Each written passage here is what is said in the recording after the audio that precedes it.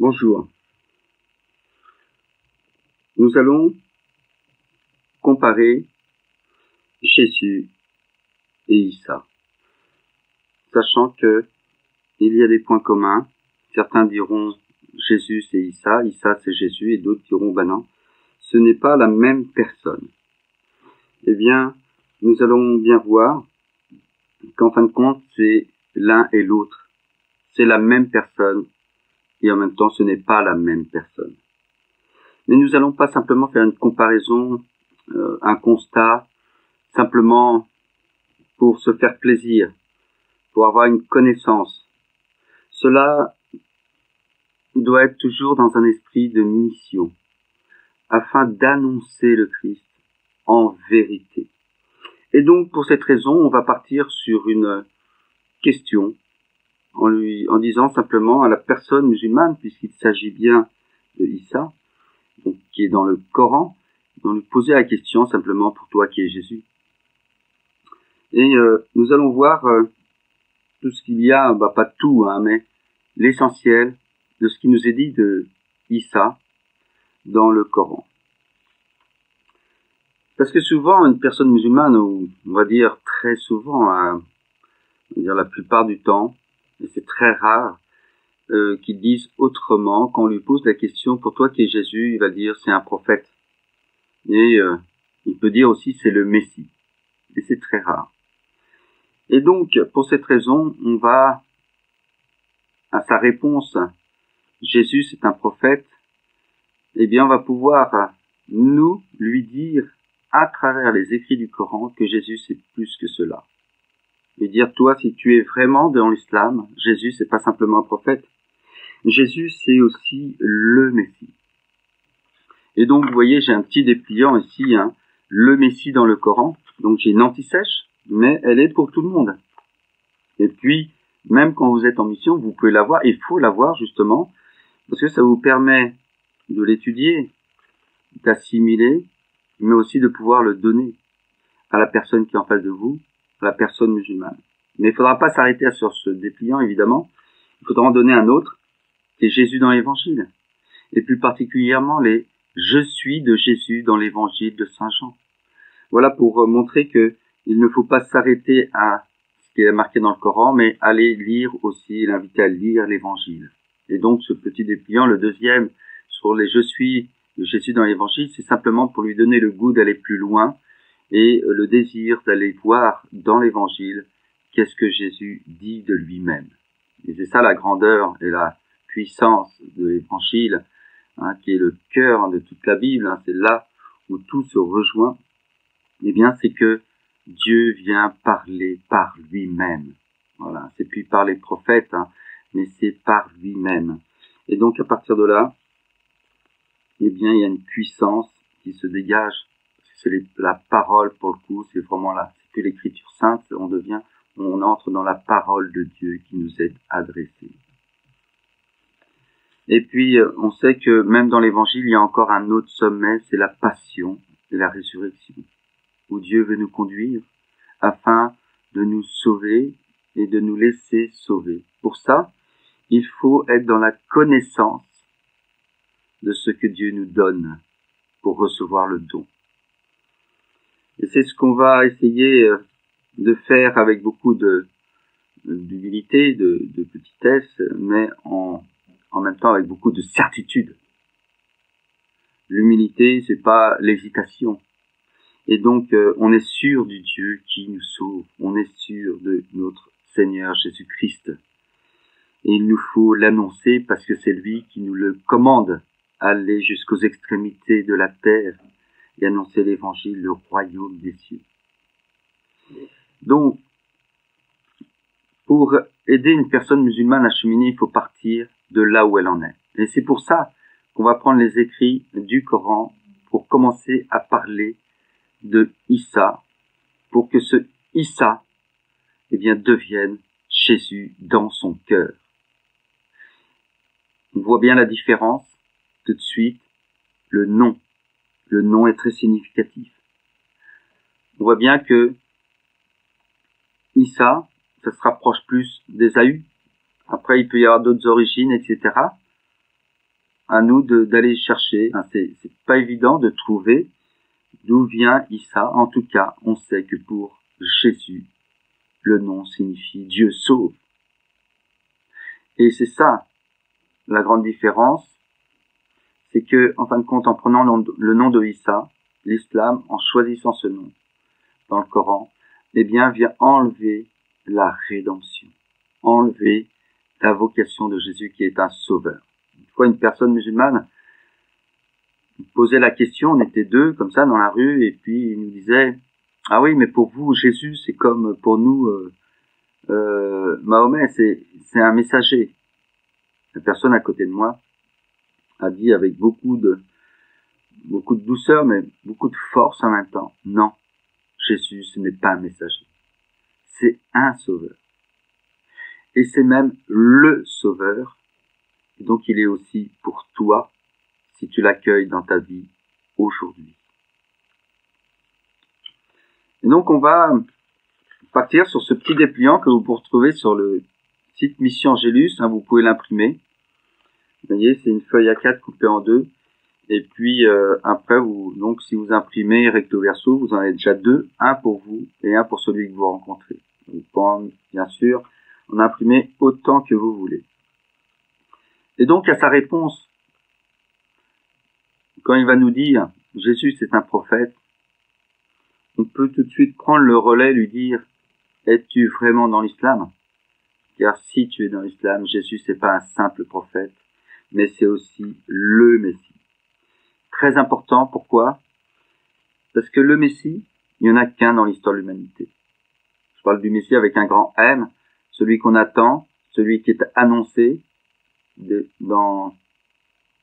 en fin de compte, ça parcourt tout l'Ancien Testament, mais c'est vrai, il y a un sommet là aussi, hein, c'est dans Isaïe, le serviteur souffrant. Et puis, donc, on va lui montrer que dans la sourate 3 au verset 45, voilà ce qui nous est dit, ô Marie. Voilà qu'Allah t'annonce une parole de sa part. Son nom sera le Messie, Issa, fils de Marie, illustre ici-bas comme dans l'au-delà. Voilà. Et l'un des rapprochés d'Allah. Mais c'est pas c'est pas simplement l'un des rapprochés, mais c'est le rapproché, puisque, en fin de compte, c'est le Messie, puis il y en a qu'un. Les prophètes, c'est ce qu'on va dire à la personne musulmane, mais il y en a des tonnes. Et donc, en fin de compte, on peut peut-être donner des degrés. C'est vrai, il y a des degrés de supériorité entre les prophètes. N'empêche que là, la supériorité, elle nous est donnée simplement parce que, vous savez, dans le Coran, la personne la plus importante, c'est Moïse, parce que c'est l'homme de la loi, on va dire, celui qui apporte la loi, même s'il n'y a pas les 10 commandements hein, dans le Coran. Mais Jésus, c'est pas le plus important, c'est le plus grand. Et on va lui faire découvrir cela. Alors Jésus, c'est le Messie.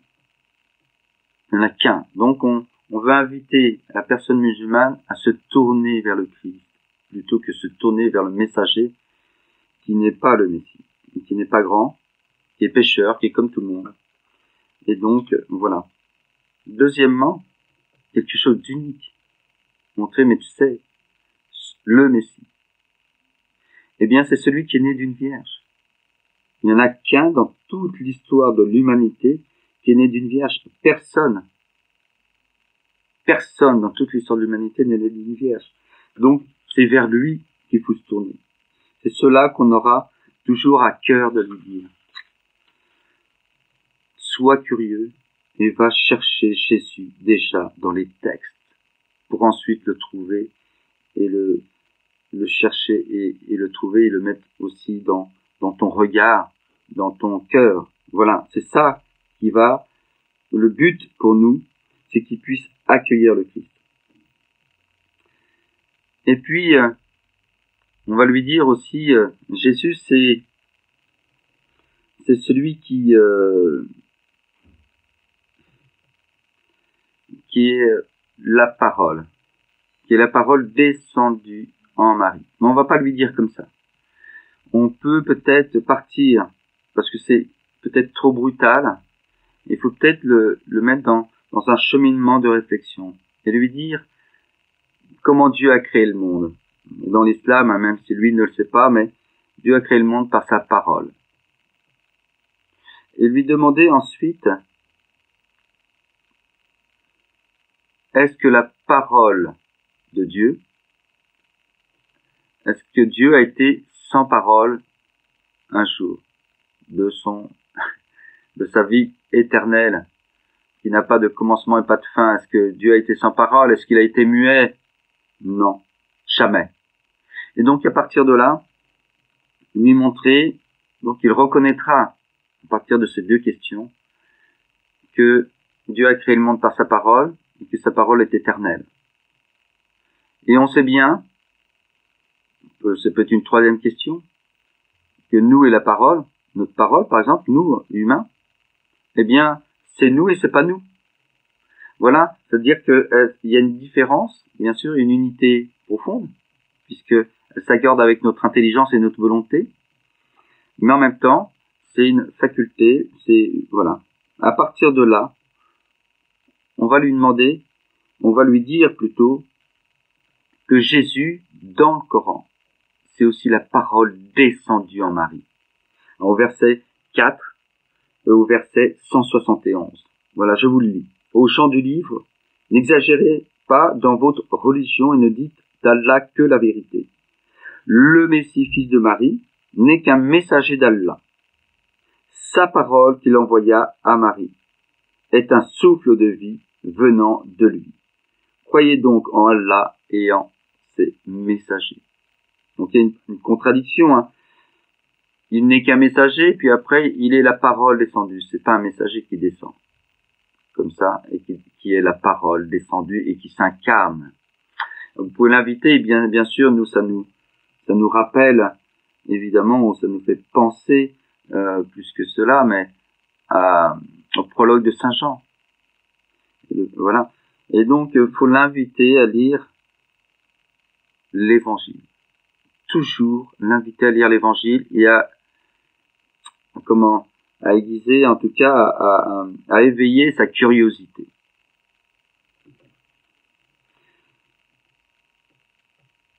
Et puis, bien sûr, il va vous dire, oui, mais... Et donc, on peut lui dire à travers parce que c'est la parole, on peut lui dire aussi que c'est pour ça que nous, on dit que Jésus est éternel. Qu'il n'est pas simplement un homme, mais il est Dieu fait homme. C'est pour ça aussi qu'on dit qu'il est le Fils de Dieu. Parce qu'on sait qu'il est né d'une vierge. Et donc, qui est son Père. Cette question-là, vous pouvez lui poser, mais pas une fois, pas deux fois, mais plusieurs fois. Jusqu'à temps qu'il se pose vraiment la question. La question, vous pouvez lui poser peut-être 20 fois. Mais vous savez bien que vous allez peut-être pas retrouver cette personne que vous avez rencontrée dans la rue. Vous avez, voilà, l'occasion, il y a un carrefour missionnaire, un carrefour d'annonce qui est unique avec cette personne. Et donc, il faut insister pour qu'il puisse repartir en se posant des questions. En se disant, tiens, je vais aller chercher dans le Coran et puis pourquoi pas dans l'Évangile. D'autant plus si vous avez réussi à lui donner cet Évangile pour qu'il puisse regarder par lui-même. Et donc, il va vous dire quand même, bien sûr, hein, il y a toujours des objections. Hein, il va vous dire, mais oui, mais de toute façon, il est pas mort sur la croix. Alors, à partir de là, vous avez deux versets qui sont quand même très intéressants. Le 19, sourate 19, et le verset 33. Alors, on fait parler Jésus dans le Coran, évidemment. Et que la paix soit sur moi le jour où je naquis, le jour où je mourrai, le jour où je serai ressuscité vivant. Et souvent, la personne musulmane va vous dire, mais oui, mais ça, il va mourir, mais c'est quand il reviendra dans la gloire. Quand il reviendra, eh bien, il va mourir et ressusciter. Non, c'est pas dans son retour, puisque c'est pas qu'on est dans la gloire de Dieu et qu'on revient qu'on peut mourir, c'est durant sa vie terrestre. Et tout ce que vous lui dites est de bon sens, et il acquiesce facilement. Donc lui dire, c'est durant sa vie terrestre qu'on meurt. Et d'ailleurs, vous allez pouvoir lui montrer en fin de compte, à travers un autre verset, que c'est bien comme cela que ça se passe. Donc c'est sourate 3, verset 55. Rappelle-toi quand Allah dit « Oh certes, Jésus, je vais te faire périr, et je t'élèverai vers moi, te débarrasser de ceux qui n'ont pas cru, et mettre jusqu'au jour de la résurrection ceux qui te suivent au-dessus de ceux qui ne croient pas. » Il y a beaucoup de choses dans ce verset. Donc 3, 55. Beaucoup de choses, puisque « Oh certes, je vais te faire périr et t'élever vers moi. » Et on sait que dans le Coran, il y a aussi une ascension. Nous l'avons là. Et donc, ça nous rappelle bien sûr Jésus qui, avant la Pentecôte, va être élevé au ciel. Mais justement, il faut qu'il périsse avant. Je vais te faire périr et t'élever vers moi. Donc, il périt avant. Et ça, il faut absolument lui montrer. 3,55. Donc, il meurt bien avant. Donc, de quelle mort il a subi. Et puis, vous avez beaucoup de choses, puisque même ensuite, vous avez ceux qui te suivent au-dessus de ceux qui ne croient pas. Eh bien voilà, là vous pouvez l'inviter à suivre Jésus.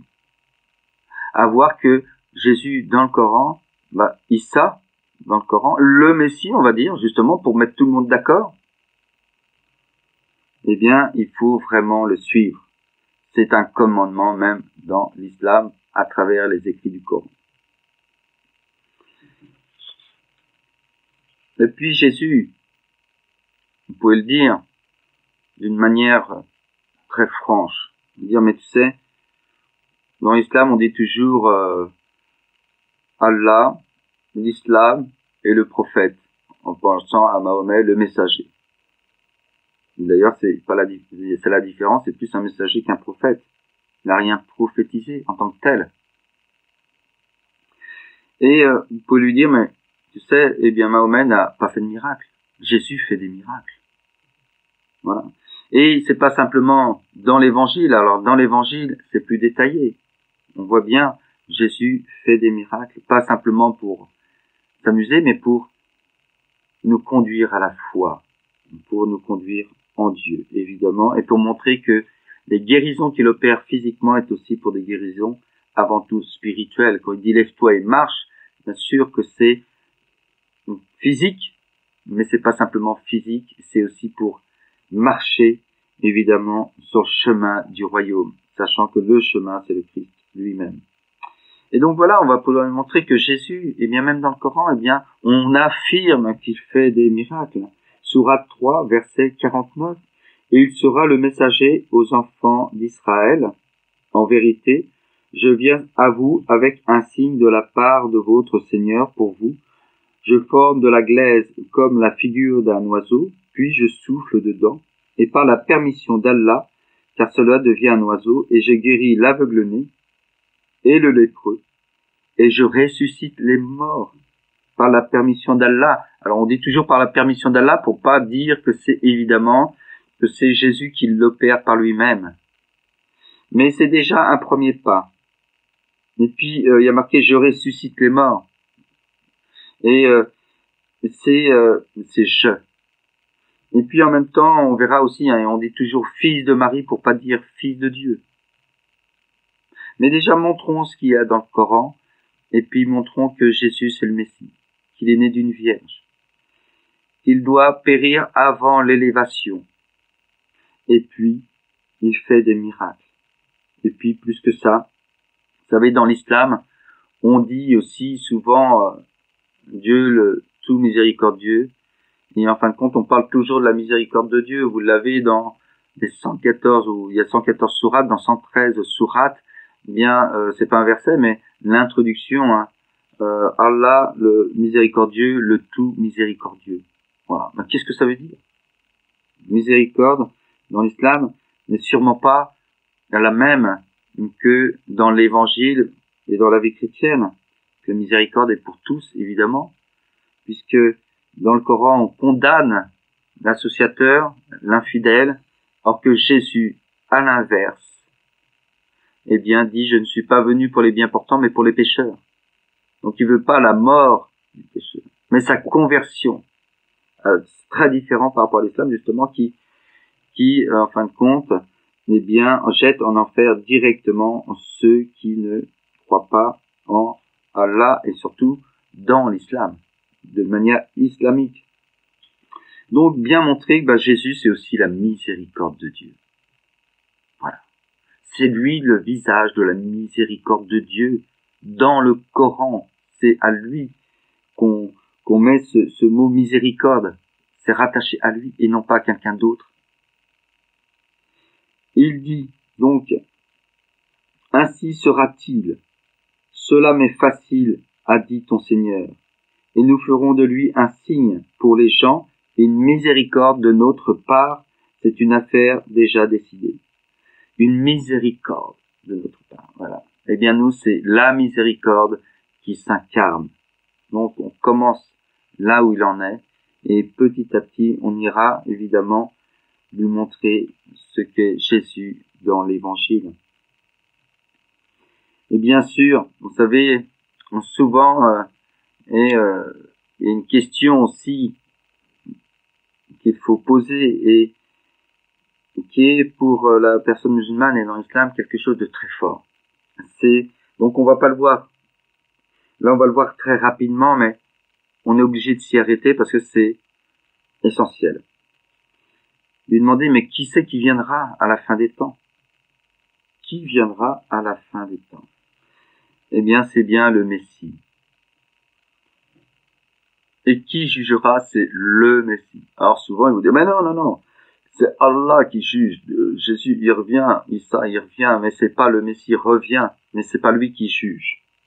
Et là, vous avez quelques sourates quand même qui peut nous interroger et il faut lui faire découvrir ceci. Dans la sourate 4, au verset 159. Il n'y aura personne parmi les gens du livre qui n'aura pas foi en lui avant sa mort et au jour de la résurrection. Il sera témoin contre eux. C'est quoi s'il est témoin contre eux? C'est bien ça. Eh bien, Jésus qui est dans le jugement. C'est plus que être simplement un juge, c'est que Jésus, parce qu'il est, eh bien, on est obligé de se déterminer par rapport à ce qu'il est. Et là, eh bien, éclateront, eh bien, si on a choisi le chemin de Dieu, ou si on l'a pas choisi, eh bien, on le verra clairement un peu comme un miroir qui va se refléter, le miroir du jugement. Jésus n'aura plus besoin de parler, mais simplement, eh bien, il sera témoin contre eux simplement parce qu'il l'est. Et d'ailleurs, ça nous rappelle, dans Saint Jean, vous l'avez, mais où Jésus, c'est dans le chapitre 3 de Saint Jean, dans le discours avec Nicodème, après Jésus fait un enseignement, et il dit, je ne suis pas venu juger le monde, et le condamner, mais le sauver. Ce qui vous jugera, ce qui vous condamnera, c'est les paroles que j'ai prononcées. Eh bien, ce passage peut justement être en parallèle avec la sourate 4 et au verset 159. Et puis, témoin contre eux. Il faut se rappeler de ça. Et puis, en même temps, le Coran nous dit qu'il faut suivre Jésus, on l'a vu tout à l'heure. Et donc, pour cette raison-là, avoir foi en Jésus. Voilà la sourate 4, 172. Jamais le Messie ne trouve indigne d'être un serviteur d'Allah, ni les anges rapprochés de lui. À ceux qui trouvent indigne de l'adorer et s'enflent d'orgueil, il les rassemblera tous vers lui. Donc c'est Jésus qui rassemble. Et donc, ça par contre, la personne musulmane est d'accord pour dire que c'est le Messie qui va rassembler. Alors, pour eux, ils pensent que bien sûr, il va les rassembler sous la bannière de l'islam. Mais en même temps, on a vu qu'il est né d'une vierge, qu'on ne connaît pas son père. Il doit périr avant l'élévation. Donc déjà, son regard peut changer sur Isa et déjà devenir un peu plus un regard sur Jésus. Et puis, donc, il reviendra. Il sera le signe à l'heure du jugement. Il sera un signe au sujet de l'heure, avec un H majuscule. N'en doutez point et suivez-moi, voilà un droit chemin. Nous, on sait que le chemin, le droit chemin, c'est souvent marqué dans le Coran, ce droit chemin qu'il faut garder, et puis c'est dans la 5e prière dans l'islam, 5e prière de la journée, garde-moi dans le droit chemin. Eh bien nous, on sait évidemment que c'est Jésus qui est le chemin, et on va pouvoir ensuite lui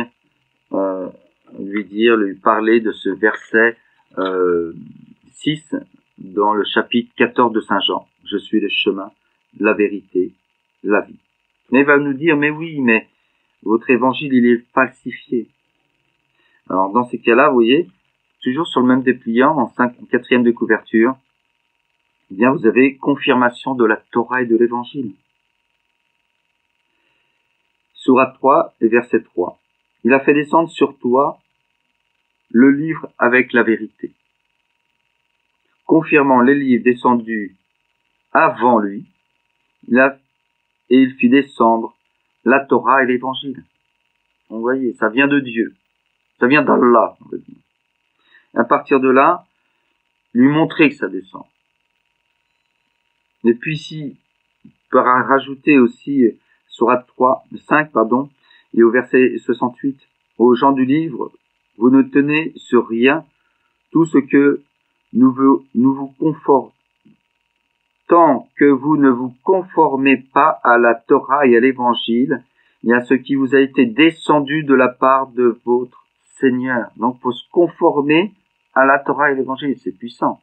Et donc, à partir de là, il va dire, oui, mais si c'est falsifié, on peut pas, en même temps, vous avez 6.34, nul ne peut changer la parole d'Allah. Donc, si ça descend de la part de Dieu, eh bien, ça peut pas être falsifié. Ouais. Donc là, vous avez déjà répondu aux objections qui vous permettent évidemment d'aller plus loin. Ces objections, eh bien, elles ne tiennent pas devant, évidemment, les paroles qui sont dans le Coran. Nul ne peut changer la parole d'Allah. Tu entends? Donc ça voudrait dire que Dieu n'est pas tout puissant, que l'évangile qu'il a fait descendre, les hommes, ils en font ce qu'ils veulent. Et il en convient. Et donc ensuite, on va pouvoir il faut prendre du temps sur ces versets. Il faut prendre du temps et le lire avec lui, et ensuite lui donner. Lui dire, médite, regarde. Et ensuite, on va lui dire, mais tu sais, si tu veux vraiment, vu que l'évangile, c'est pas falsifié, puisque ça descend, si ça vient de Dieu, eh bien, je t'invite à lire l'évangile, et plus particulièrement, les 4, bien sûr, mais peut-être le premier chapitre de Saint Jean, et puis tous les je suis de Jésus, eh bien, vous pouvez lui donner, lui dire, mais tu sais, Jésus, il parle de lui-même dans l'évangile, ça change tout. Et puis si tu as du mal, si tu penses que tu sais que les évangiles ont été écrits par des gens qui sont des témoins oculaires. Jean et Matthieu étaient apôtres. Après, Luc dit justement que lui, n'étant peut-être pas toujours là, eh bien, il va faire référence et il va demander à des témoins oculaires pour dire les choses avec certitude, afin que cet enseignement soit solide. C'est comme ça que Saint Luc, commence son évangile, pour montrer qu'en fin de compte, c'est le plus important. C'est pas simplement d'écrire, mais c'est de rapporter fidèlement tout ce qui a été dit de Jésus, par Jésus. Excusez-moi. Et c'est ça qui est très important, c'est que on ne parle plus de quelqu'un, c'est la personne qui parle d'elle-même, et puis de ce qu'elle est.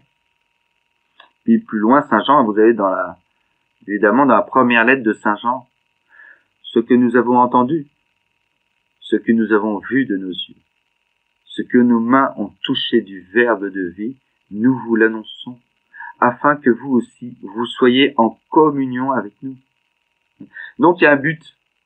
C'est pas simplement connaître, mais c'est connaître pour donner, pour aimer déjà, bien sûr. Connaître pour mieux aimer, mieux connaître pour mieux aimer. Plus on connaît, plus on peut mieux aimer. Et puis ensuite, c'est pour le faire aimer, Jésus. Mais je vais quand même lui dire quelques versets. par exemple, je suis l'alpha et l'oméga que vous avez dans l'Apocalypse, bien lui montrer, eh bien, c'est celui qui vient, qui revient, eh bien, le Messie, c'est l'alpha et l'oméga, dit le Seigneur Dieu, celui qui est, qui était et qui vient, le souverain de l'univers. Et puis, moi j'aime beaucoup ce verset et en même temps bien lui montrer, et ça vous pouvez l'expliquer justement, c'est pas ça, et donc vous rentrez dans un enseignement, mais c'est ce que nous demande Jésus dans l'évangile. Enseignez toutes les nations. Proclamez, mais enseignez. Donc si vous prenez du temps, eh bien, ne pas s'offusquer en disant, ah bah je suis pas assez d'écoute. Ben non, puisque peut-être que la personne, justement, elle attend cet enseignement. Et vous verrez très bien, s'il veut pas écouter, il écoutera pas. Mais en même temps, si vous enchaînez et que vous mettez les choses dans l'ordre, eh bien, elle va être passionnée par ce Jésus qui doit venir.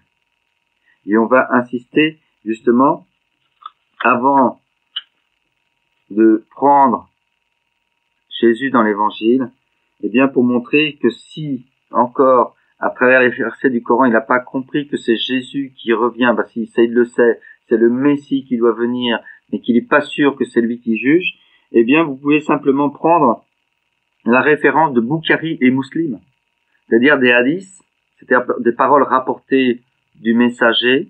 Voilà ce qu'il dit. Ce qu'ils disent tous les deux, ils le rapportent tous les deux. Donc, c'est pas simplement Boukhari ou c'est pas simplement Muslim, mais c'est les deux. Ça, c'est important. Voilà, à rapporter que le messager d'Allah a dit, par celui qui détient entre ses mains mon âme, déjà c'est fort, le fils de Marie, donc on se trompe pas, on sait que c'est le fils de Marie, descendra bientôt parmi vous et il jugera l'humanité avec justice. Et tout à l'heure, on a vu le mot juste.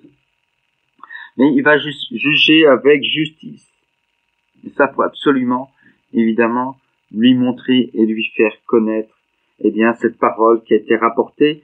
Donc, dans Muslim, c'est au 2,58. Et puis, dans Boukhari, c'est 4,55. Et puis, 657. Voilà. Eh bien, à partir de là, vous allez lui montrer que Jésus, c'est celui qui revient et qui juge. Donc il faut prendre Jésus au sérieux. Issa devient celui qui est le Messie et qui vient pour juger l'humanité tout entière et aussi chacun d'entre nous. Mais évidemment, on va passer de Issa à Jésus à travers des versets de l'Évangile, à travers les je suis de Jésus, et lui montrer que Jésus, c'est le chemin, la vérité, la vie. Personne ne veut à Dieu le Père sans passer par lui. Personne. Donc à partir de là, il faut pas avoir peur d'être très affirmatif. Et il y a une très belle parole, évidemment, Jésus, et puis vous pouvez parler du contexte, vous dites, vous savez, Jésus, il était avec parmi les Juifs, il y avait les pharisiens qui étaient là et qui voulaient absolument dire une parole, ils étaient choqués par son enseignement, parce qu'effectivement, c'est un enseignement nouveau. Et en même temps, ils veulent toujours avoir le dernier mot et puis avoir raison sur Jésus. Et à un moment donné, ils vont dire, mais es-tu plus grand que notre père Abraham? Jésus dira simplement, avant Abraham, je suis. Donc ils vont dire, mais vous voyez, Jésus, il a 30 ans, 33 ans, il est là, et puis parmi les pharisiens, et Abraham, 1850 ans avant lui, et il dit, avant Abraham, je suis. Et dire à la personne musulmane, tu pas cette parole. Comme la parole de Jésus quand il dit, je suis le chemin, la vérité, la vie. Si c'est vrai, eh bien, faut pas passer à côté. Moi, je peux pas te convaincre, peut-être, si c'est possible, ce serait très bien, mais je peux pas te convaincre parce que il faut que ça soit par toi que tu puisses le découvrir. Mais pose-toi la question, faut pas passer ta vie sur terre sans passer à côté de cette parole de Jésus, si elle est vraie. Et donc, demande directement à Jésus, lui qui est dans la gloire et qui est vivant, dis-lui, est-ce que cette parole, quand tu dis « avant Abraham je suis », si elle est vraie ou pas? Et il faut le demander dans ta prière, demande un signe à Dieu. Et demande-le avec insistance, ne le dis pas simplement une fois, par-ci, par-là, non, avec insistance, si vraiment, et c'est ça, la limite de la recherche de la vérité, eh bien si vraiment tu cherches Dieu, en vérité, si tu es un chercheur de Dieu, eh bien demande, tu n'as pas peur de la vérité quand tu cherches vraiment Dieu. Donc demande à Jésus si c'est vraiment lui. Puis plus loin, tu sais, Jésus dit, je suis la résurrection et la vie. Comprends que Jésus, c'est celui qui nous fait passer de la vie terrestre à la vie céleste. Je suis la résurrection et la vie, celui qui croit en moi, même s'il meurt, vivra. Voilà. Tu vois, ça c'est, voilà, toujours dans l'évangile de Saint Jean, eh bien, ne passe pas à côté. À toi, justement, d'essayer, pas d'essayer, il faut pas essayer. Il faut pas faire un essai. En tout cas, si tu fais un essai, faut le transformer. C'est-à-dire que il faut aller jusqu'au bout de la question. Jésus, es-tu vraiment celui qui conduit de la vie terrestre à la vie céleste? Parce que effectivement, Jésus, c'est celui qui a vaincu la mort. Il n'est pas simplement mort avant l'élévation, mais il est ressuscité. Donc la question à toi qui est dans l'islam, c'est de se dire pourquoi? Pourquoi la résurrection? Pourquoi Jésus doit ressusciter? Pourquoi Jésus ressuscite? Eh bien simplement parce qu'il vient avec cette vocation unique de vaincre la mort. Il va pas la vaincre simplement pour lui, évidemment, mais s'il le réalise, c'est pour nous sauver chacun et chacune, voilà, personnellement. Mais déjà aujourd'hui, eh bien, il veut nous sauver. Il nous conduit déjà dans le chemin du salut, si aujourd'hui tu le choisis. Puisque Jésus nous dit simplement, celui qui sera baptisé, celui qui croit en moi et sera baptisé, sera sauvé. Pas peut-être, tu es sûr du salut qui t'est donné avec le Christ. Dans l'islam, personne n'a vaincu la mort pour toi. Et d'ailleurs, comme a dit pour nous un pape, mais Saint Jean-Paul II, eh bien, quand on lui posait la question, pour vous, qu'est-ce que c'est que l'islam? Il a simplement répondu, eh bien, ce n'est pas une religion de rédemption. Et donc, en m'adressant à vous, chrétiens, catholiques, eh bien, pour cette raison-là, s'il n'y a pas la rédemption dans l'islam, c'est qu'il n'y a pas de salut, c'est qu'on n'est pas sauvé, c'est qu'on ne va pas au paradis à travers l'islam. Le chemin islamique n'est pas un chemin de salut.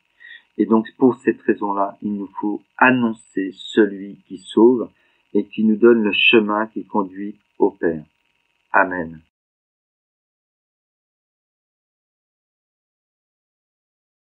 Bonjour à tous, merci pour votre présence et votre participation active suite à l'intervention de Jean-Yves Nériec sur la question pourquoi Jésus, Jésus ou Aïssa.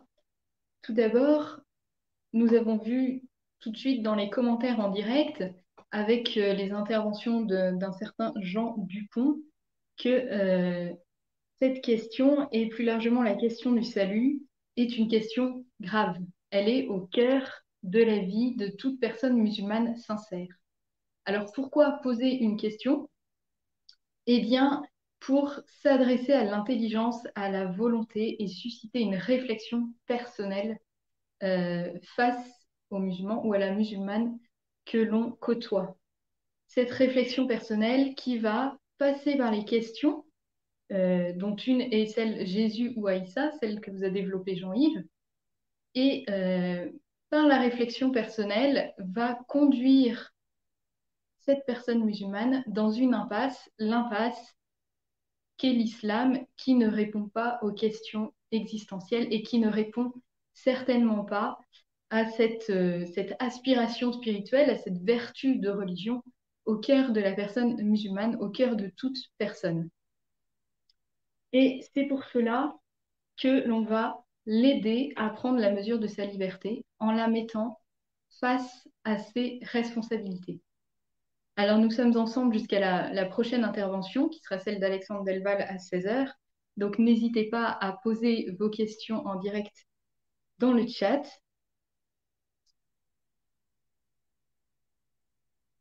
Pendant l'intervention.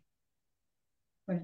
Donc, Jésus ou Aïssa, rien qu'en se basant sur le récit coranique, comme l'a démontré Jean-Yves, on se rend bien compte que la figure de Aïssa, le Jésus coranique, est bien supérieure à celle du prophète de l'islam, à celle de Mohammed.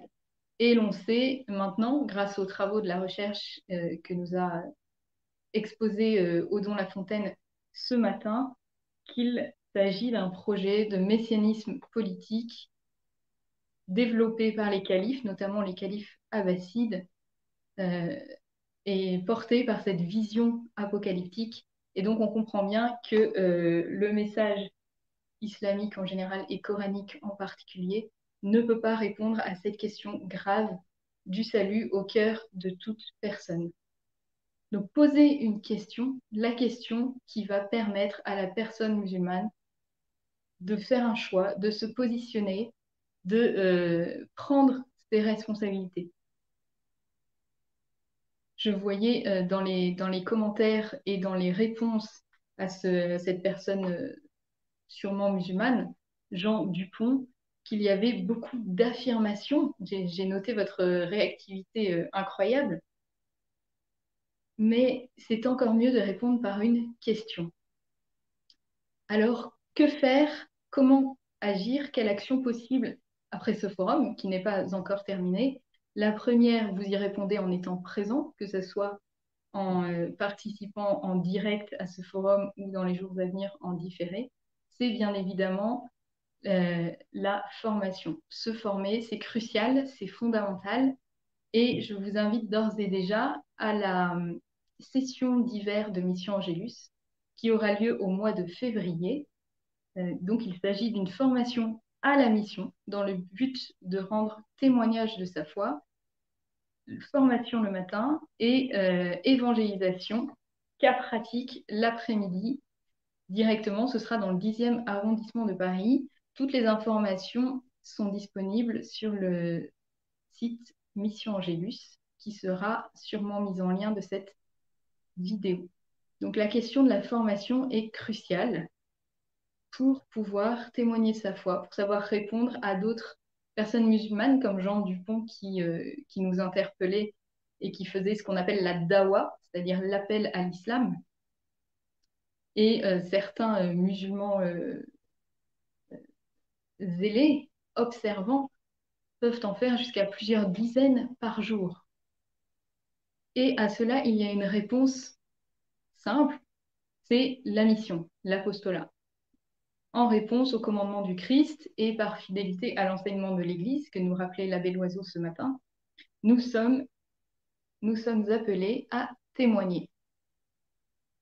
Donc, poser des questions à la personne musulmane et l'apostolat peut se faire de manière très simple.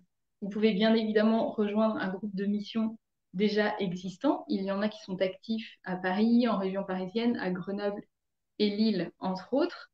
Mais vous pouvez, le faire de manière très simple. De même que vous suivez le forum Jésus le Messie aujourd'hui depuis chez vous, vous pouvez également être missionnaire depuis chez vous. Comment cela? Eh bien, comme bon nombre d'entre vous l'ont fait pendant la diffusion de l'intervention de Jean-Yves Nériec, sur Internet. Internet est un territoire de mission immense et il est très simple d'évangéliser par ce biais-là.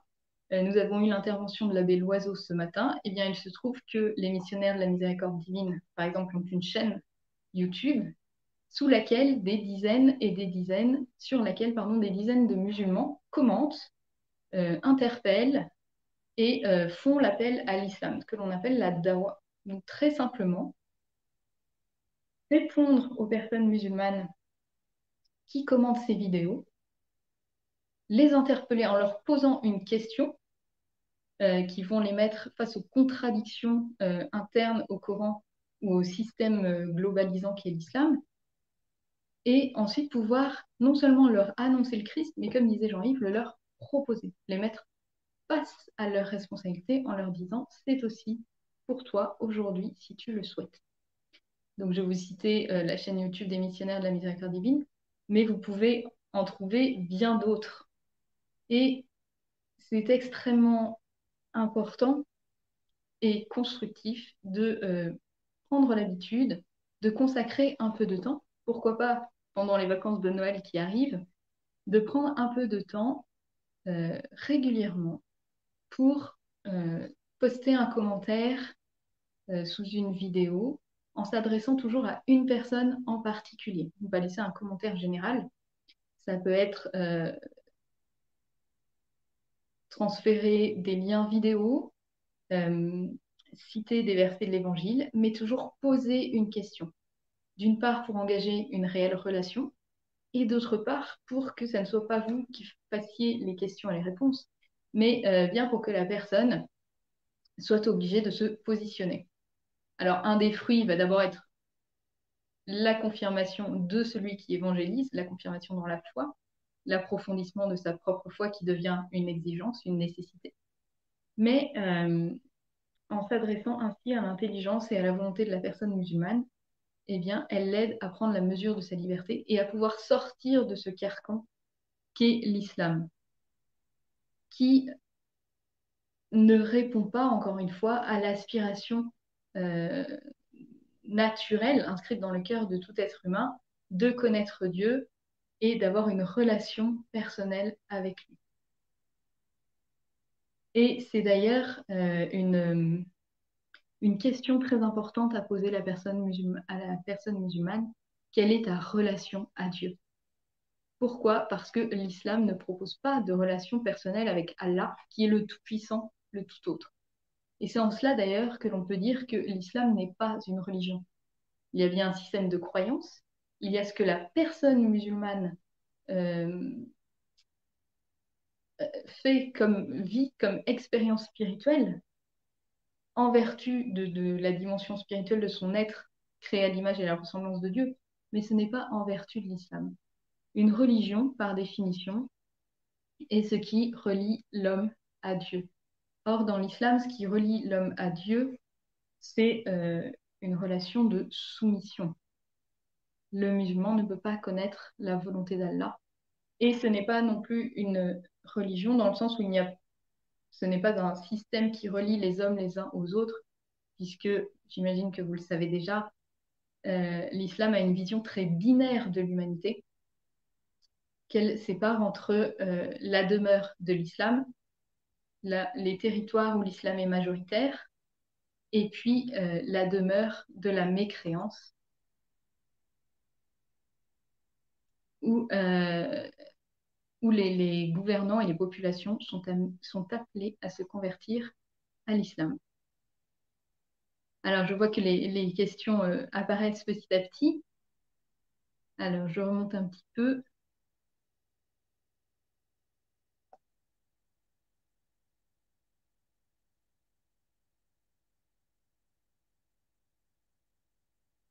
Une question de Franck qui demande,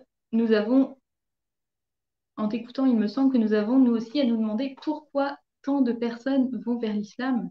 Qu'est-ce qu'elles y trouvent qui leur convient? Alors, la question est vaste et les réponses sont multiples.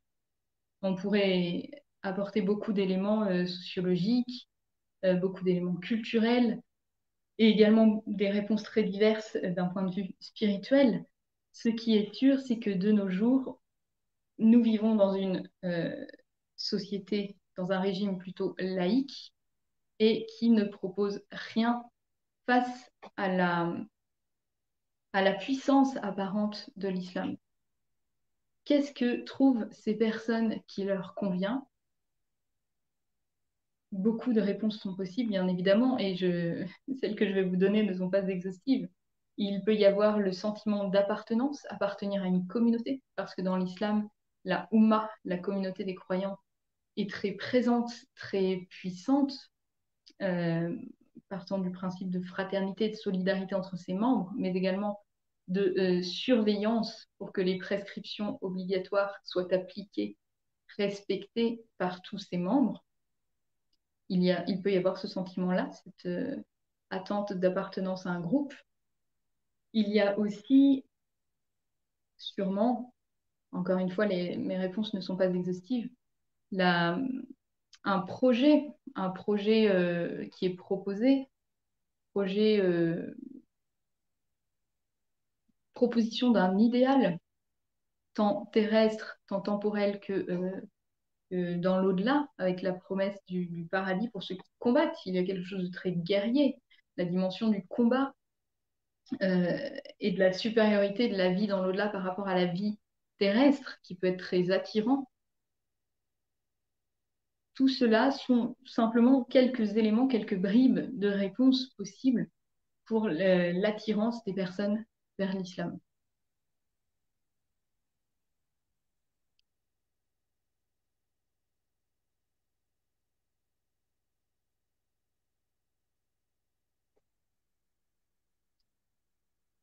On peut rappeler à ce sujet d'attirance de l'islam, évidemment, la mise en avant du sacré, la transcendance radicale, la verticalité immédiate et la toute-puissance d'Allah qui peut donner un sens à la vie du musulman du point de vue islamique, bien évidemment. Et je vous le disais, qui remplit le cœur de la vie de tout musulman observant et sincère. D'où l'importance vraiment de prendre à cœur cette question, de prendre le temps de la poser aux personnes musulmanes et de ne pas évacuer ces sujets-là, d'un revers de la main. Alors, une autre question, y a-t-il une différence entre prophète et messager? Pouvez-vous revenir sur ces notions et leur lien avec Jésus, Mohammed, du point de vue musulman? Et la réponse à y apporter en tant que chrétien. Alors, oui, dans le Coran, il y a une différence entre prophète et messager, c'est-à-dire que chaque messager fait l'objet dans le Coran d'une révélation qui a force de loi, qui est normative pour une communauté. Et Mohammed, par exemple, est messager, le messager d'Allah. Jésus, comme le rappelait Jean-Yves dans son intervention, Jésus est appelé le Messie. Et c'est bien là-dessus qu'on va insister dans la rencontre avec les personnes musulmanes, parce que quand bien même le terme de Messie est vidé de toute substance messianique et eschatologique dans le Coran, il est le seul à porter ce titre. D'où l'importance de toujours ramener le sujet sur la personne du Christ, de manière à permettre à la personne musulmane de répondre à la question: qui est Jésus pour toi? Donc toujours revenir à cette question, pardon, et puis insister sur les attributs et les caractéristiques de Jésus, que ce soit du Aïssa, la figure parabiblique de Jésus dans le Coran, ou que ce soit évidemment le Jésus des évangiles qu'on va lui proposer euh, en lui offrant un évangile, en lui proposant de le lire et en lui proposant d'aller plus loin dans la réflexion et dans la discussion.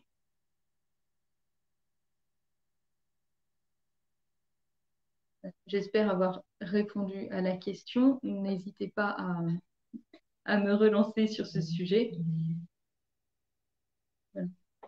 Quand on compare la figure de Jésus avec celle de Mohammed, quand on compare leur vie, quand on compare leur enseignement, quand on compare les miracles, eh bien, le choix se fait très vite et la figure du Messie apparaît comme bien supérieure à celle de Mohammed. Je vous renvoie à ce sujet au témoignage de Marc Gabriel, publié dans le livre qui s'appelle Jésus ou Mahomet, dans lequel il fait à la fois le comparatif entre la vie de Jésus et celle de Mohamed, d'une part, et d'autre part, on suit son propre cheminement, sa propre réflexion qui aboutit au choix du Christ, à sa décision de choisir le Christ et de se convertir.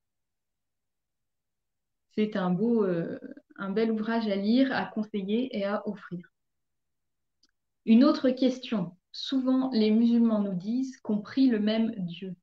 Quelle réponse à leur donner? Alors, j'avoue que personnellement, j'aime bien dans ce cas-là réagir en les taquinant un peu parce que ça fait tomber l'hypocrisie s'il y en a, c'est de leur dire dans ce cas-là, vous pouvez devenir catholique puisqu'on a le même Dieu, cela ne pose pas de difficulté. Plus sérieusement, la réponse à leur donner, c'est leur dire non, non, on n'a pas le même Dieu. Et de leur demander qui est Dieu pour eux, quelles sont ses caractéristiques. Voilà. Est-ce qu'ils peuvent dire que Dieu est Père? Est-ce qu'ils peuvent dire que Dieu est amour? Est-ce qu'ils peuvent prier Allah en disant notre Père? Et leur demander, est-ce que vous avez ça, vous, dans l'islam? Est-ce que c'est écrit dans le Coran? Et leur demander d'apporter des preuves, ne pas se limiter à ce qu'ils vous affirment, parfois de manière très péremptoire. D'où l'importance aussi euh, de posséder un Coran, un petit Coran bilingue, de l'ouvrir, de leur demander, montrez-moi, où cela se trouve-t-il dans le Coran? Si Dieu est amour, où cela est-il? Parce que on peut rencontrer, on en connaît sûrement tous, des personnes musulmanes autour de nous qui, de bonne foi, sincèrement, croient que Dieu est amour. Et c'est important de leur répondre sur ce point-là en leur disant, c'est très vrai ce que vous me dites, mais ça n'est pas l'islam, ça n'est pas le message du Coran. Et de ne surtout pas les conforter dans l'islam ou les enfermer, pardon, plutôt dans l'islam en leur laissant entendre que c'est vrai et que c'est cohérent avec leur affirmation de musulmans.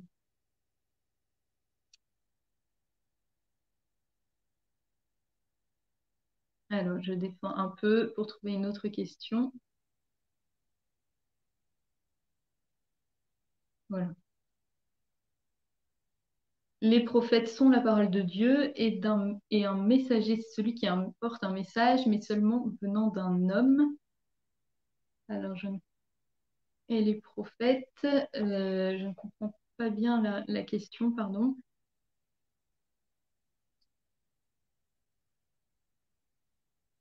Alors, une autre remarque, des femmes m'ont dit que Jésus était envoyé par Allah pour conduire un peuple, les chrétiens.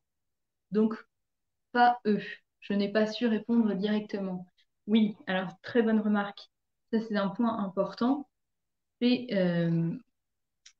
lié à l'enseignement traditionnel islamique qui est de dire que chaque messager reçoit une révélation pour sa communauté. Parce que l'islam traditionnellement et les écoles juridiques enseignent que l'humanité est stratifiée par communauté et la notion de personne est absente. C'est pour ça qu'on va justement s'adresser directement à un individu, une personne avec qui on fait une réelle rencontre et non pas à un groupe de personnes et non pas à la communauté tout entière. Donc c'est pour ça que cette remarque a été faite de la part de ces femmes musulmanes, qui est d'affirmer que l'enseignement de Jésus est seulement pour les chrétiens.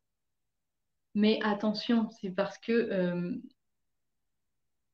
je vais essayer d'être claire dans ce que je vais vous expliquer, c'est en partant du principe que Jésus est musulman. C'est-à-dire qu'il n'y a qu'un seul message, une seule religion qui est l'islam, et que chaque messager, c'est la vision, c'est l'enseignement traditionnel islamique là, que je vous délivre, que chaque messager n'est là que pour rappeler la religion éternelle voulue par Allah. Il n'est pas question là dans cette remarque-là, de la pédagogie divine ou de Dieu qui vient se révéler dans l'histoire de l'humanité. Il s'agit toujours de la même religion qui est rappelée sans cesse.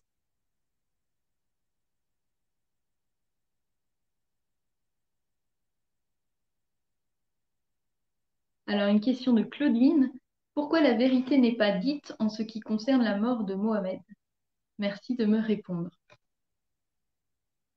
Alors, la mort de Mohamed, de ce que j'en sais, de ce que j'ai pu en lire, est racontée dans différents hadiths et il y a différentes versions. Et c'est la grande difficulté avec les hadiths. Il y a ceux qui sont réputés, ceux qui sont classés pardon, comme authentiques et qui ont force de loi, qui sont normatifs pour la communauté. Et en ce qui concerne la mort de Mohamed, il y a un certain nombre de récits différents. Certains qui racontent qu'il est mort de maladie, d'autres qui seraient morts empoisonnés par une servante juive issue d'une tribu juive de Médine dont il avait fait tuer tous les membres masculins de sa famille. J'avoue que je maîtrise mal le sujet et pourquoi la vérité n'est pas dite en ce qui concerne la mort de Mohamed, je ne sais pas, je ne suis pas sûre de bien comprendre la question. Voilà, pour ce que j'en sais, le récit de la mort de Mohamed est rapporté dans les hadiths.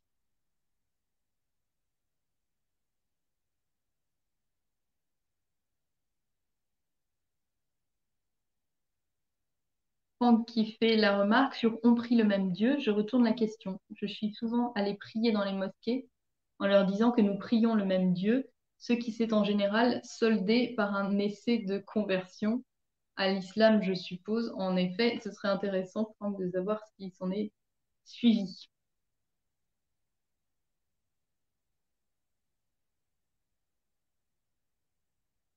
Sur Jésus, beaucoup de musulmans retournent les choses en affirmant Jésus est musulman.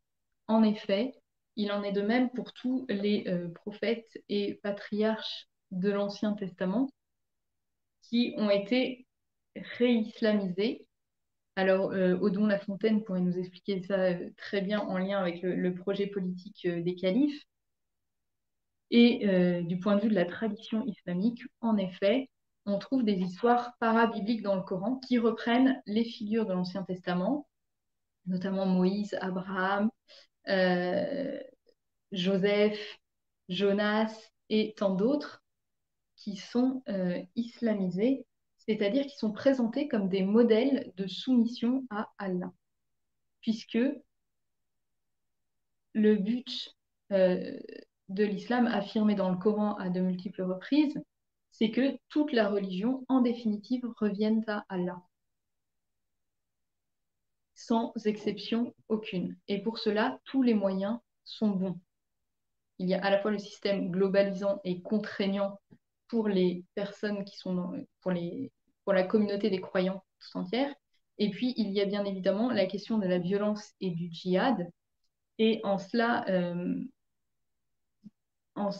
j'aimerais ajouter quelque chose à ce que nous a dit l'abbé Loiseau ce matin, justement à propos de la violence dans l'islam. C'est que la violence est intrinsèque au dogme parce qu'en fait, elle est une expression des attributs même d'Allah. Elle renvoie directement à ce que Allah révèle de lui-même dans le Coran, notamment à ce qu'on appelle les 99 beaux noms d'Allah. Il est par exemple le dominateur, il est le tout-puissant, il est celui qui contraint avec force, il est celui qui rabaisse, qui assujettit, qui humilie. Donc c'est directement de ce que Allah révèle de lui-même dans le Coran que découle cette violence. Ce qui évacue les arguments de c'est une mauvaise interprétation ou bien ce sont des erreurs de l'histoire. Non, c'est encore une fois lié de manière directe à la nature même d'Allah.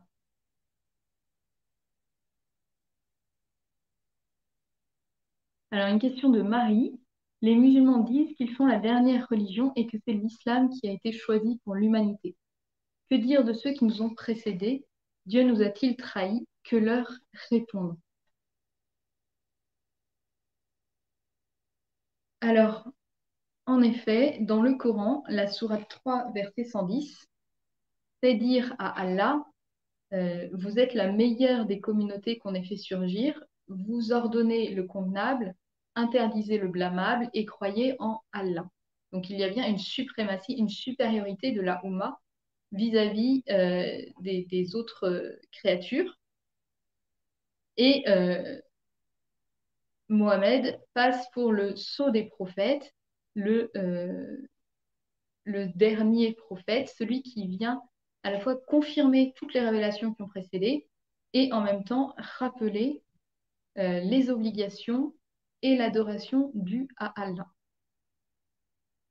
Donc, en effet, il est affirmé que Allah a choisi, a créé l'islam pour l'humanité comme étant la meilleure des communautés. Que dire donc de ceux qui nous ont précédés? Dieu nous a-t-il trahis? Que leur répondre? Alors, Dieu nous a-t-il trahis? J'aimerais bien une précision sur cette question-là. Que dire de ceux qui nous ont précédés? En revanche, si cela concerne les juifs et les chrétiens, qui précèdent l'apparition de l'islam, eh bien, vous le savez sûrement, puisque c'est une objection très fréquente des personnes musulmanes, c'est que les écritures ont été falsifiées. Et que, voilà, il y a l'erreur dans le Coran de l'affirmation de la Trinité comme étant une triade incorporant Marie en son sein, ce qui n'est pas la profession de foi des chrétiens. Donc, un élément de réponse peut être justement de leur dire, de leur apporter des preuves de la fiabilité des évangiles et de la fiabilité de la transmission des Écritures. Ça, vous pouvez trouver énormément de ressources sur Internet. Il y a notamment le site Marie de Nazareth ou les Net Angels faisant également partie du projet Mission Ismeri. Et puis également leur affirmer le credo catholique, leur dire les chrétiens croient et ont toujours cru en un seul Dieu.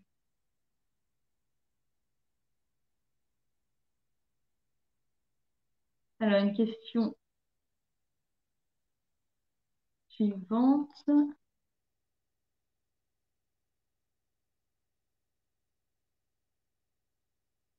Donc, Marie, sur la question de Dieu nous a-t-il trahis, si vous aviez une précision à apporter, ce serait excellent. Ça me permettrait peut-être de répondre.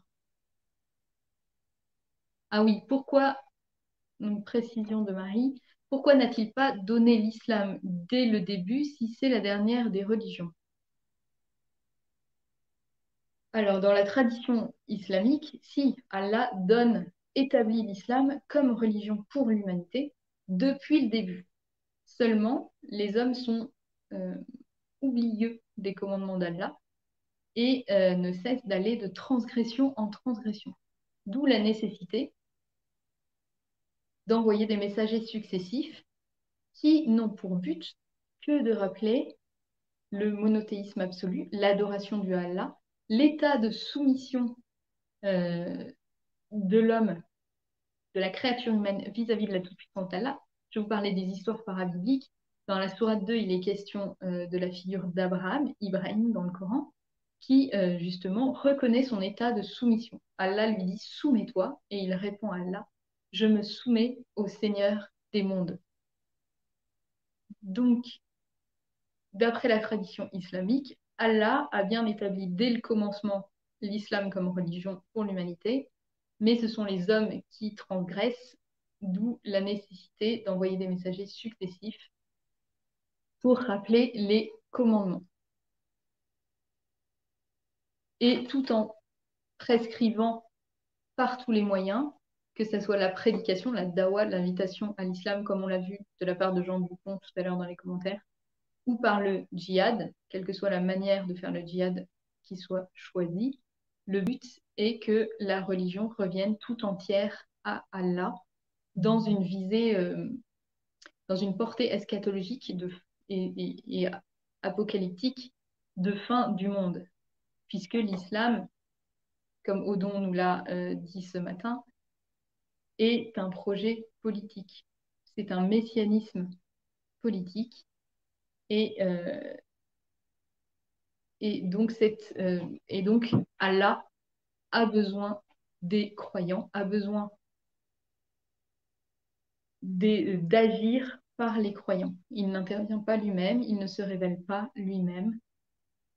Et d'où la question intéressante et importante à poser aux personnes musulmanes que vous rencontrez, qui est: quelle est la puissance de ton Dieu? Jean-Yves en parlait dans son intervention. Voilà. Quel est ce Dieu qui n'agit pas directement et qui est constamment offensé par la transgression des humains et par la mécréance qui ne s'arrête pas?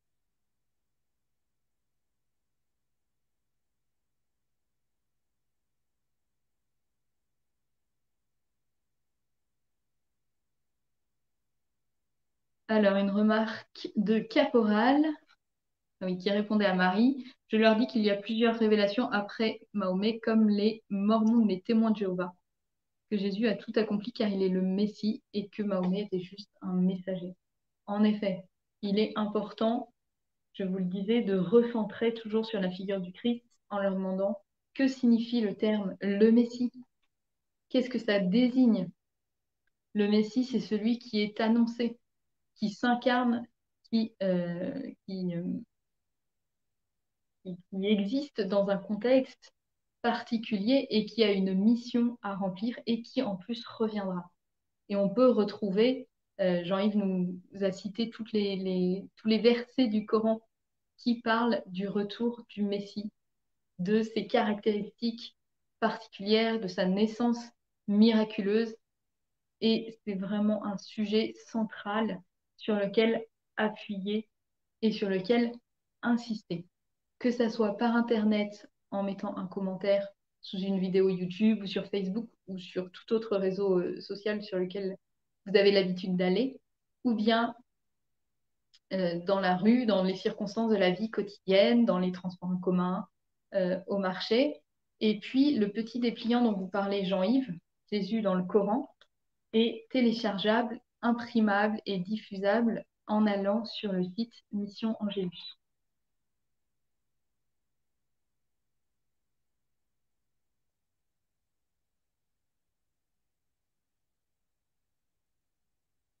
Une autre question de Franck: combien de musulmans demandent le baptême en France chaque année? Est-il exact qu'il y aurait de fortes méfiances des hiérarchies catholiques face à ce mouvement de conversion? Alors, combien de musulmans demandent le baptême en France chaque année? Pour ce qui est de l'Église catholique, le chiffre est connu. Il y a entre 7 et 10% des baptisés de Pâques chaque année qui viennent de l'islam. Donc le chiffre est stable. En revanche, Franck, je ne pourrais pas répondre à ta question: est-il exact qu'il y aurait de fortes méfiances des hiérarchies catholiques face à ce mouvement de conversion? Je ne suis pas en mesure de répondre à cela. Je l'ignore. Euh, je... Il me semble que la première des réactions quand une personne découvre le Christ, c'est plutôt de l'accueillir et de se réjouir de l'action de Dieu dans sa vie et de le lui dire, bien évidemment. D'où l'importance d'accueillir avec beaucoup de soin, d'attention, les personnes musulmanes qui se posent des questions ou qui franchissent le pas après avoir rencontré le Christ.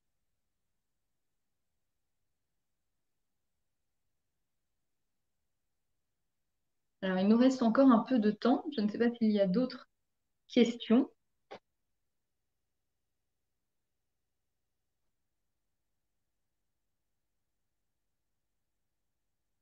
Alors, une autre question de Claudine.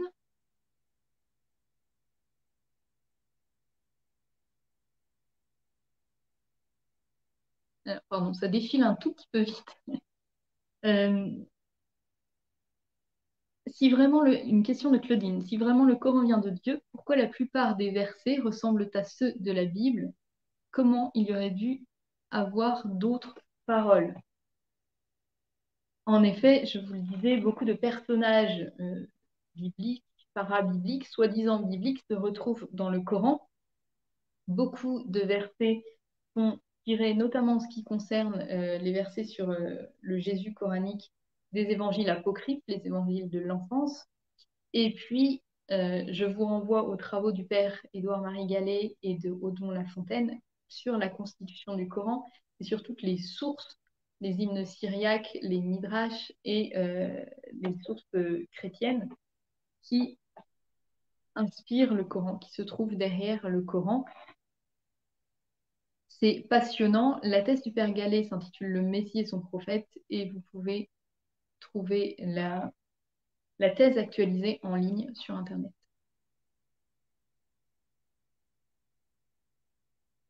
Et puis, quand on s'adresse à la personne musulmane, on peut justement lui demander qu'est-ce qui vient de Dieu.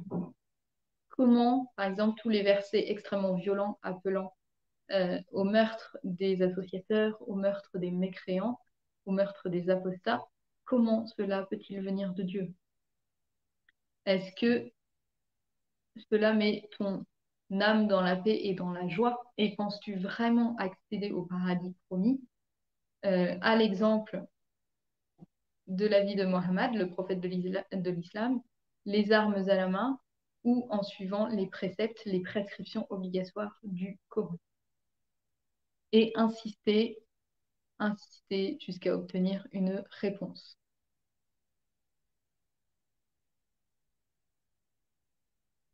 Une très bonne remarque de Caporal posait effectivement la question qu'est-ce que Mohamed a de plus que Jésus? Qui est le plus grand? Qui est supérieur? Et dans ce cas-là, une fois que vous avez montré les caractéristiques de Jésus qui sont nettement supérieures, y compris ne serait-ce qu'en se basant sur le récit coranique, demandez pourquoi suivre Mohamed plutôt que Jésus. Une autre question intéressante à poser de comprendre le Coran. Comment un Coran dit divin peut-il renvoyer à 12 reprises à un livre humain qui est la Bible? En effet, dans le Coran, il est dit aux croyants, c'est-à-dire aux musulmans, que s'ils doutent à propos d'une question, qu'ils aillent interroger ceux qui ont reçu le livre avant eux, c'est-à-dire la Torah et l'Évangile. Voilà. Cela peut effectivement être une bonne question à propos des contradictions du Coran. Pourquoi à la fois il est dit que les paroles sont falsifiées dans la tradition islamique, les paroles de l'Évangile et de la Torah, et pourtant le Coran renvoie les croyants, c'est-à-dire les musulmans, à interroger ceux qui ont reçu une révélation antérieure.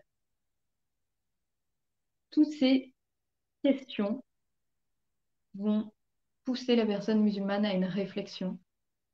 Et de là, vous pourrez lui annoncer le Christ. C'est vraiment une stratégie et une pédagogie. On ne peut pas annoncer le Christ à quelqu'un qui est dans un système aussi globalisant et contraignant et dans une idéologie aussi forte que l'islam si on n'a pas d'abord ébranlé cette même idéologie. Et donc, en s'adressant à son intelligence, à sa volonté, à sa conscience, à son désir de connaître Dieu, à ses aspirations spirituelles, à son aspiration à connaître la vérité, plutôt, pardon, eh bien, on va pouvoir l'amener à cette réflexion, lui annoncer le Christ et le lui proposer, en lui disant c'est aussi pour toi, si tu le veux, aujourd'hui. Donc, je vous rappelle les actions possibles après ce forum qui n'est pas encore terminé. Se former, c'est fondamental, et s'engager, soit en rejoignant un groupe de mission existant sur le terrain, soit en évangélisant dès aujourd'hui, dès ce soir, par Internet, en posant des questions, en écrivant des commentaires sous des vidéos, YouTube par exemple, sur les réseaux sociaux, et puis bien évidemment en faisant connaître cette belle initiative qui est le Forum Jésus qui est le Forum Jésus le Messie, l'association Mission Angélus, et puis en démarchant également vos curés de paroisse, votre entourage, en nous faisant connaître. C'est une autre forme de mission qui est tout aussi importante que l'évangélisation directe, bien évidemment. Une question de Paul. Est-il exact que de nombreuses conversions sont le fruit d'une apparition de Jésus-Christ auprès du musulman? Oui, en effet. Quand il n'y a pas de possibilité de moyens humains ou quand la personne a besoin d'une confirmation, on entend très souvent le récit de songes, de rêves qu'ont fait ces personnes, d'interventions directes où elles ont eu une vision dans un songe, par exemple, du Christ ou de la Vierge Marie. Et à ce sujet, je peux vous raconter une anecdote. Il s'agit de deux jeunes femmes saoudiennes qui sont sœurs. Je ne vais pas vous donner le contexte de là où elles vivent, bien évidemment, puisque pour garantir leur sécurité. Mais ces deux jeunes femmes saoudiennes qui ont toujours vécu dans le royaume saoudien et qui n'avaient pas accès euh, à des contenus chrétiens et qui n'avaient jamais rencontré de chrétiens, eh bien, sont aujourd'hui chrétiennes. Et comment cela s'est-il fait? Une nuit, une des deux sœurs a fait un songe et a vu le Christ. Et en se réveillant le matin, elle a dit à sa sœur, elle a raconté le contenu de son rêve à sa sœur et elle lui a dit, c'est la vérité. Et elle a convaincu sa sœur de, de ce que le rêve qu'elle avait fait était la vérité. Voilà, là, c'était une intervention directe, extraordinaire à tout point de vue, et qui a conduit ces deux sœurs à devenir chrétiennes.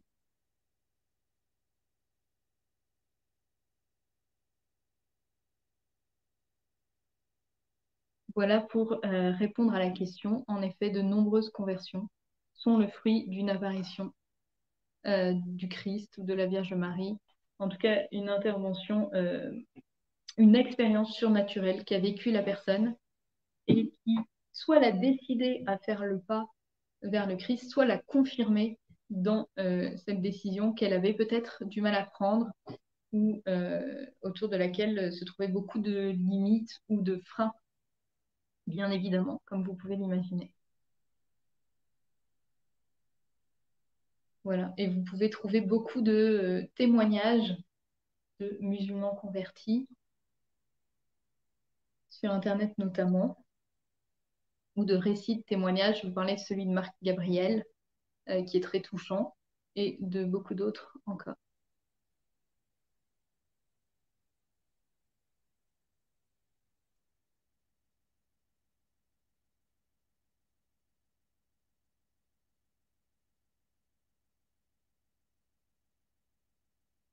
Alors, une remarque de Pita.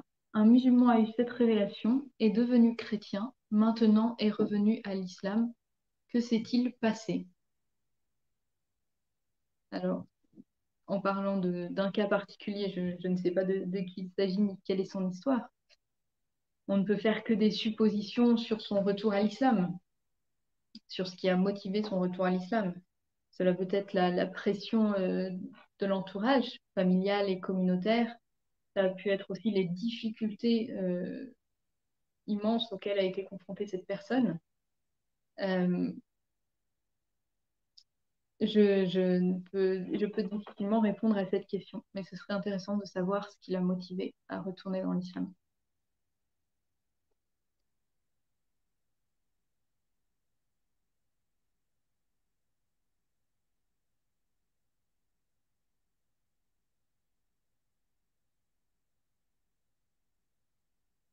Une remarque de Patrick qui dit Jésus a dit qu'il enverrait l'Esprit Saint, Paraclétos, et non pas le Périclitos. Nous devons rétablir la vérité sur ce que Jésus a vraiment dit. En effet, de même que le Messie est annoncé par des prophéties, euh, une des affirmations dans la tradition islamique est de dire que Mohammed est lui-même annoncé par les messagers antérieurs et notamment par Jésus. C'est très important de rétablir la vérité sur le fait, que Jésus annonce qu'il va envoyer l'Esprit Saint, mais il l'annonce dans un avenir proche. Mohamed arrive, le Mohamed transmis par la tradition islamique arrive 6 siècles après. Ce- cette, euh, ce- c'est un détail qui a son importance, d'une part, et puis d'autre part, on voit dans le récit de l'Évangile que Jésus souffle directement sur les disciples en leur disant « Recevez l'Esprit Saint ». Donc ce sont ces deux points importants, plus en effet l'erreur linguistique qui est faite pour désigner en grec le Saint-Esprit et qui a donné naissance dans la tradition islamique à la prétendument annonce de la venue de Mohammed.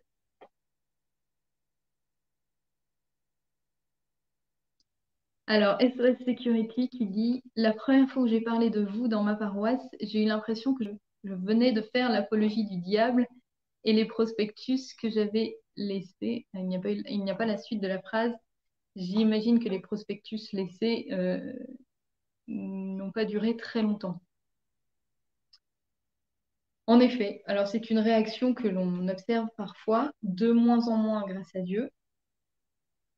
Dans le cas où cela se passe ainsi, pas de découragement ni de colère.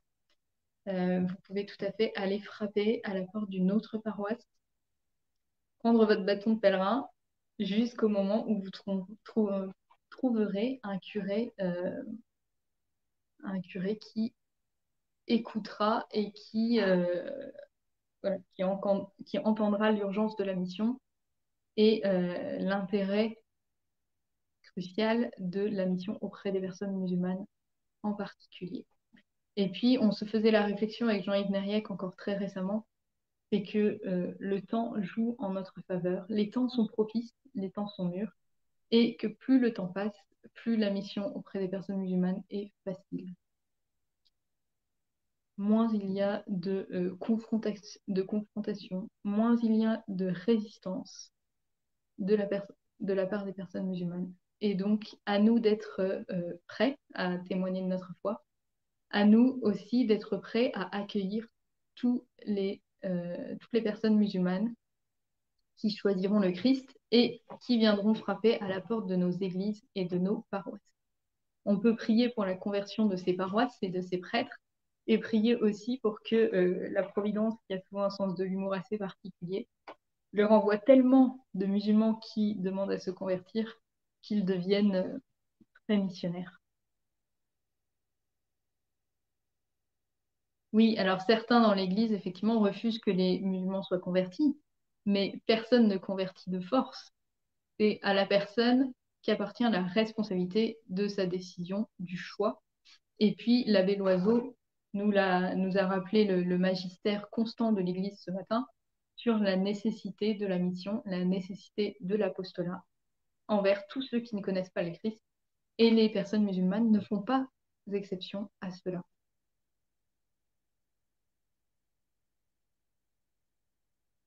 Alors, l'animateur me signale qu'il ne me reste pas beaucoup de temps. Je conclus donc. Il me reste à vous remercier très chaleureusement pour votre présence, pour votre participation très active et vos réactions passionnées. Et puis, vous rappeler en cette fin d'année, qui est la période d'appel aux dons, que sans vous, nous ne pouvons rien faire, que nous comptons vraiment sur vous pour ce beau projet, voilà, au service de la mission auprès des personnes musulmanes. Donc, merci d'avance des dons que vous pourrez faire en soutenant Mission Ismérie ou Mission Angélus. Merci beaucoup et rendez-vous pour la session d'hiver de Mission Angélus en février 2021.